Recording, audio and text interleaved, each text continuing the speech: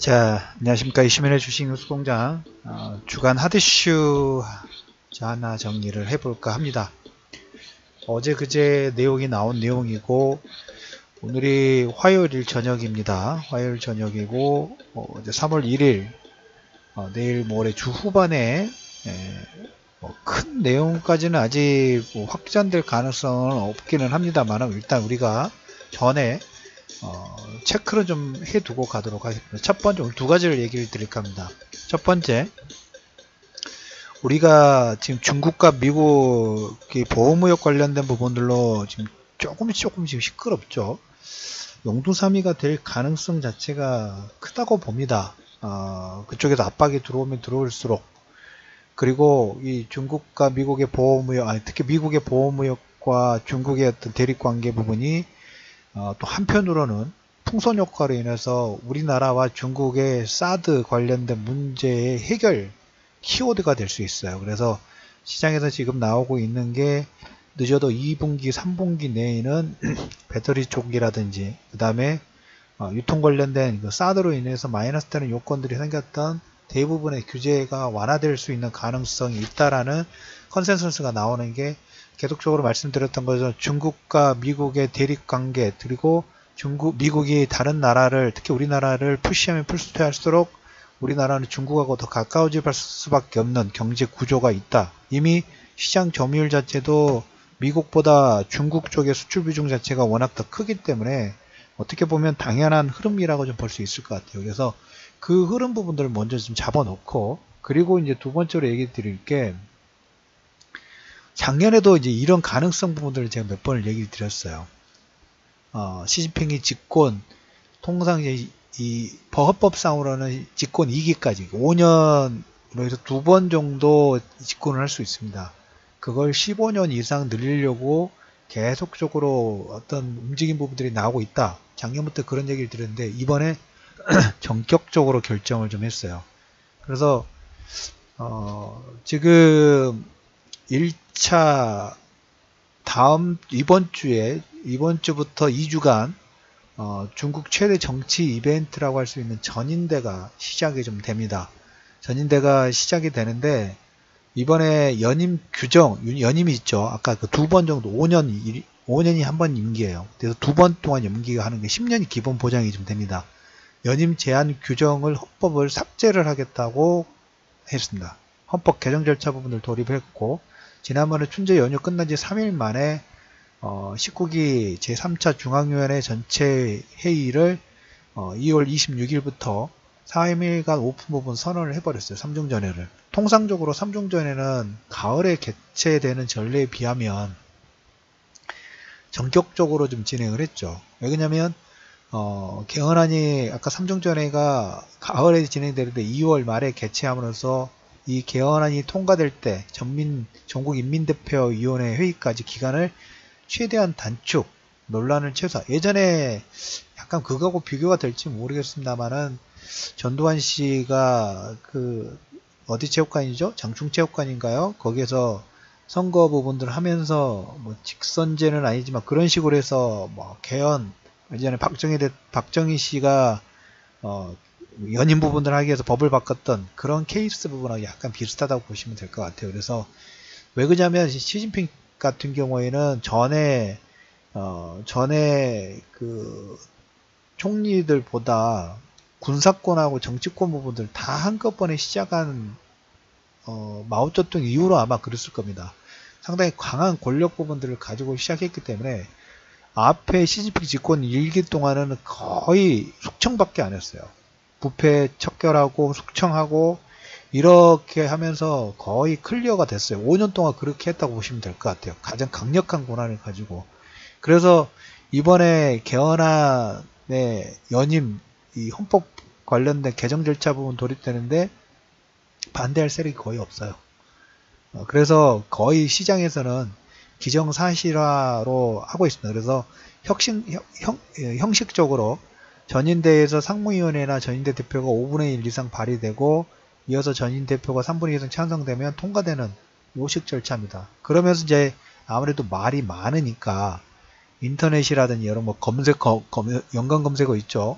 우리가 네이버가 언론 조작 부분들 하면서 댓글 알바 부분들 하거나 아니면 기사 링크가 좋은 기사인데 아니면 나쁜 기사인데 자기들이 원하는 입맛대로 그 페이지 상단에 올렸다 내렸다 이걸 자유자재로 하고 있죠. 네이버가.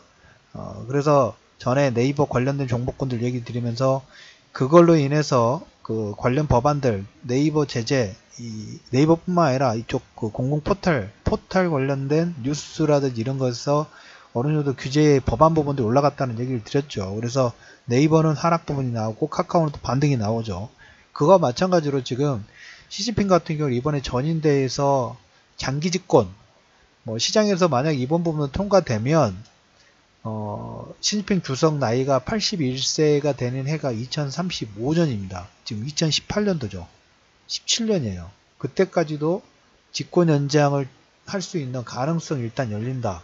그래서 기본 우리가 10년 정도 해서 한 번 더 해서 15년 정도로 예상을 했는데 지금 집권 1기 끝나고 집권 2기가 시작되는 시점에서 바로 이 헌법 연임 규정한 부분들을 폐지를 하고 있죠. 그러면 기본 못해도 뭡니까? 10년이에요.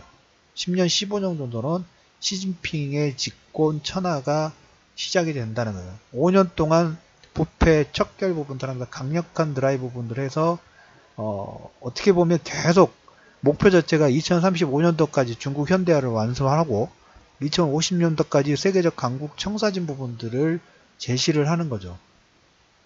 그리고 이번에 개정 헌법 부분들 보면 중앙기율검사위원회보다 훨씬 강력한 감찰 권한 부분들을 가지고 감찰위를 설치를 허용을 하는 겁니다.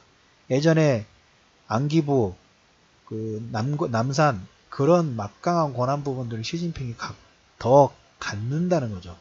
자, 하나가 집중이 돼도 하나의 또 병폐가 생길 수 있겠는데 제가 오늘 우리가 이 부분에 얘기를 드린 부분은 뭐냐면 이렇게 강력한 권한 부분들을 가지고 있으면 가끔 가다 보면 우리가 연준이라든지 중앙은행 정책에 반하지 말라, 반대하지 말라라는 우리가 중시 격언이 있죠. 자, 우리가 그러면 여기서 봐야 될 게 뭘까요? 중국이 가지고 있는 정치적인, 그 다음에 앞으로의 경제적인 방향, 여기 방향 자체는 앞으로 더 집중되면 집중됐지, 권한 자체가 지금 감찰 권한이라든지, 그 다음에 장기 주권이 5년으로 끝나는 게 아니라 10년 할지 20년 할지 그걸 몰라요. 그러면 앞으로 이 엄청난 기간 동안에 중국은 경제 드라이브 부분이라든지 어떤 환경이든 아니면 그 중국이 원하는 시진핑 집권 2기, 3기에서 원하는 방향에 절대 우리가 중국 투자를 할 때도 반하는 종목군이라든지 그런 산업 테마 부분들을 거스리면 안 된다는 하나의 의미가 명확해졌어요. 더 명확해졌어요. 이번에 이 중국 전인대 물론 이제 추가적으로 다른 내용 부분들 또 코멘트를 좀 드리기는 하겠습니다만은 일단 이렇게 됨으로써 미국과 보호무역 관련된 마찰 부분들 뭐 콩카드를 좀 쓰고 있고 콩이라든지 뭐 대도 관련된 얘기를 좀 하고 있는 것 같습니다. 국채도 나왔고 그래서 우리나라에게는 또 반사 이익 부분도 분명히 있습니다. 전에 말씀드렸던 것처럼 중국과 미국이 더 싸우면 싸울수록 우리나라와 중국과의 사드라든지 다른 현안 부분들이 더 빨리 풀릴 수 있고 작년 재작년에 중국의 채권통 관련된 부분들 얘기를 드렸죠. 돈이 들어올 수 있는 활로 자체를 계속 열어주면서 1대1로 전략 부분들을 드라이브를 강하게 걸고 있다고 말씀을 드렸어요. 이 힘의 진출이 지금 중동 지역이나 아프리카까지 이미 진출이 됐다고 말씀드렸죠. 지금 노리고 있는 게 또 북극해도 노리고 있어요. 다 이게 그러면 큰 그림 부분에서 산업 부분한테 연관시킬 수 있는 그런 가능성이 있으니까 오늘 첫 번째로 말씀드린 부분 중국 시진핑의 장기 집권의 헌법 개정 부분이 첫 번째 시작됐다라는 이 명제 부분들 하나 좀 말씀을 좀 드려보도록 하겠고 추가적으로 전인된 내용에서 뭐 다른 내용 부분이 있으면 다시 추후 방송에서 다시 업데이트를 해드리도록 하겠고 두 번째로 시장에서 유로 붕괴 시나리오가 나오고 있습니다. 헤지펀드가 공매도 했다는 루머가 좀 돌고 있는데 이탈리아 총선 때문에 그럽니다. 이번 주말에 이탈리아 총선 부분들이 있는데 아무래도 그 극우 포퓰리즘의 득세라고 할 수 있는 오송운동이에요. 오송운동 부분들인데 이 오송운동 공약 부분들 보면 뭐 기본소득 도입에서 뭐 한 월 800유로 정도 주고 그리고 뭐 400개 법안 일괄 폐지하고 GDP 3% 재정적자 규모를 재협상하고 연금 수급 협력 완화 핵심적 키워드는 뭐냐면 이제까지 이탈리아에서 뭐 E10이라든지 유럽 전 EU 쪽에 맺었던 여러 가지 뭐 규제라든지 이런 관련된 부분들에 대해서 반하겠다는 거예요. 그런데 이 포퓰리즘 부분들이 최근 한 1, 2년 동안 난립이 좀 됐습니다. 아무래도 22 같은 경우에도 우리가 2007년도 경제난 부분도 일어나고 그 다음에 2008년도부터 한 3, 4년 동안 뭡니까? 신용 리스크가 계속 나왔었죠.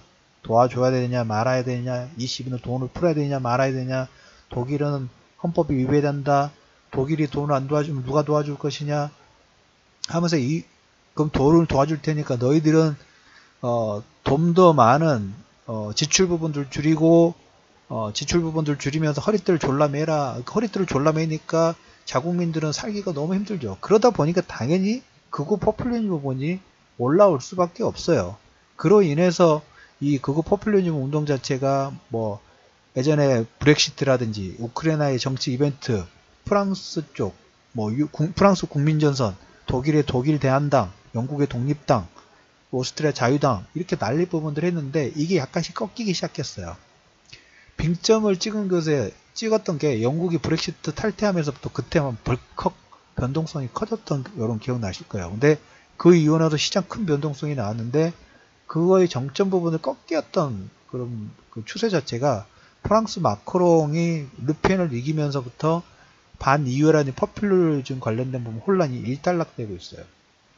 그래서 아직까지는 근데 오송운동 자체라 이런 그 자체가 뭡니까? 지지율은 제일 높기는 해요.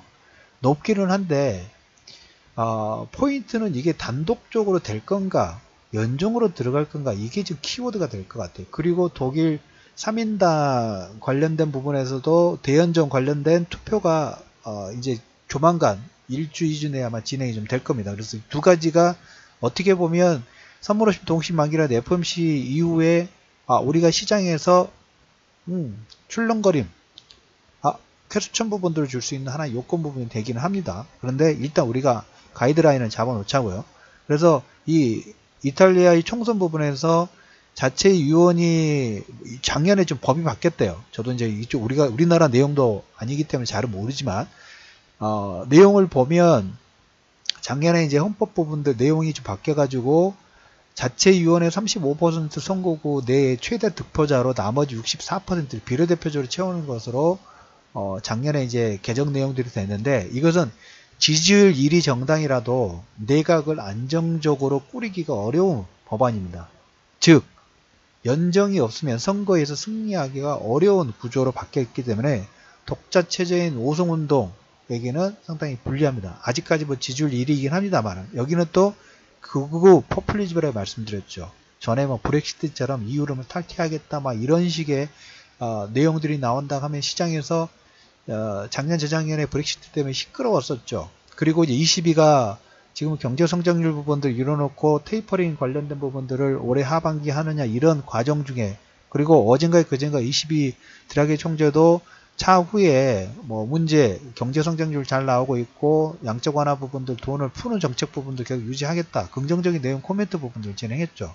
거기에 작은 소음 자체를 만들 수 있는 요건 자체라고 보시면 돼요. 두 가지 다 현재 시점에서는 전체적인 추세 부분들을 바꾸는 게 아니라 한 번씩 소나기가 잠깐 내리고 빵이 젖었다가 맑은 하늘을 볼 수 있는 것처럼 잠시 소음이라든지 소나기 정도를 내릴 수 있는 아주 작은 가능성이 있다는 그 정도로만 일단 체크를 해주세요. 왜? 시장에서 이 두 가지 내용을 가지고 왈가왈가 내용 부분이 나오고 있기 때문에 금주의 핫 이슈 중간에 중국의 보호무역 사드 관련된 부분하고의 풀이의 해법 자체가 될 수도 있어요. 역으로.